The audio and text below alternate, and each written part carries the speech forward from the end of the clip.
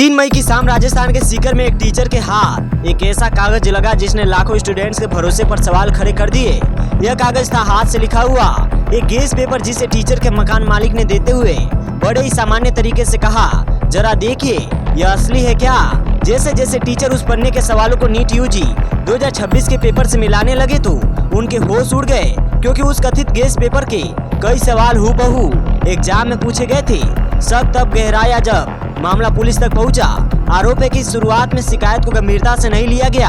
Teacher ने हार नहीं मानी और यहीं से शुरू हुई उस कथित पेपर लीक की कहानी, जिसने देश के सबसे बड़े मेडिकल एंट्रेंस एग्जाम पर फिर से सवाल खड़े कर दिए। तो आखिर उस गेस पेपर में था क्या? वो गेस पेपर सीकर तक पहुंचा कैसे? टीचर को किस बात ने सबसे ज्यादा चौंकाया? और क्या वाकई में नीट यूजी 2026 का पेपर लीक हुआ था?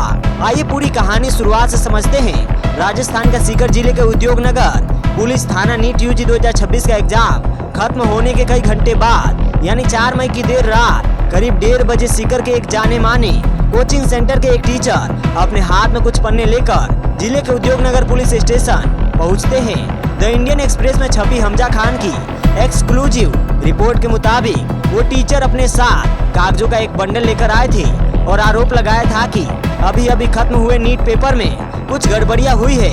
उद्योग नगर के SHO राजेश कुमार ने पहले तो उन दावे को खारिज कर दिया, और जिसमें टीचर ने आरोप लगाया था कि पहली बार में उनकी शिकायत पुलिस वालों ने सुनी ही नहीं। फिर SHO राजेश कुमार ने कहा कि जिस स्टेशन में मौजूद स्टाफ ने उनकी बात सुनी और उन्हें एक कोरा कागज देकर कहा कि वो अपनी शिकायत लिख कर दे, लेकिन वहाँ से वह चले गए।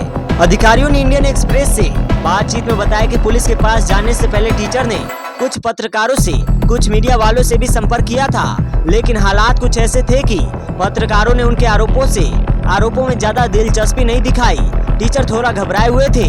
वो यह नहीं सोच पा रहे थे कि आखिर वो करे तो करे क्या।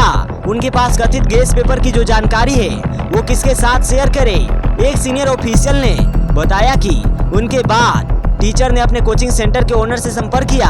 दोनों ने इस मुद्दे पर बात की और नेशनल टेस्टिंग एजेंसी यानी NTA को अपनी शिकायत लिखकर भेजने का फैसला लिया।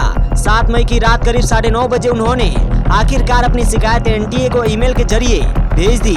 अपनी शिकायत में टीचर ने लिखा कि मैं फोरेंसिक जांच के लिए अपना मोबाइल जमा करने को भी तैयार हूँ और मेरे पास पूरे सबूत है। यह लगभग 60 पन्नों की एक PDF फाइल है। यह हाथ से लिखा हुआ एक डॉक्यूमेंट लगता है जिसमें केमिस्ट्री के 90 सवाल और बायोलॉजी के साथ 8 पढ़ने की एक सवाल है। ऐसे पता चलता है टीचर ने अपनी शिकायत में NTA से आग्रह किया है कि मामले की जांच किसी इंडिपेंडेंट एजेंसी के जरिए कराई जानी चाहिए। हालात बताते हैं कि इसमें गैर कानूनी तरीके से पहुंच बनाना, इसे फैलाना और आगे भेजना भी शामिल है। इसीलिए मैं बहुत ही विनम्रता से अनुरोध करता हूं कि इस कथित पेपर लीक के तुरंत जांच शुरू की जाए। अब फिलहाल अपडेट यह है कि शुरुआत जांच के बाद टीचर को अभी किसी भी आरोप से बरी कर दिया गया है, क्योंकि जो गेस पेपर है उन पर कोई आरोप नहीं लगाया गया है। गेस पेपर परीक्षा खत्म होने के बाद मिला था, एग्जाम से पहले नहीं। इस आधार पर उन्हें सभी आरोपों से फिलहाल बरी कर दिया गया है। यही वह टीचर थे और उन्हीं की शिकायत का यह असर हुआ कि नीट यूजी 2026 पेपर लीक का खुलासा हुआ, जिसके बाद NTA ने सेंट्रल एजेंसियों को अलर्ट किया और मामला राजस्थान के स्पेशल ऑपरेशन ग्रुप यानी SOG से होते हुए अब CBI तक पहुंच चुका है। वरना सोचिए, अगर ये खुलासा नहीं हुआ होता तो कितने बड़े लेवल पर पेपर की धांधली का बच्चे शिकार हो जाते और किसी को खबर भी नहीं लगती। बाकी इस पर आपकी जो भी राय है आप हमें कमेंट सेक्शन में बता सकते हैं। आपके लिए तमाम जानकारी हम ऐसे ही लाते रहेंगे।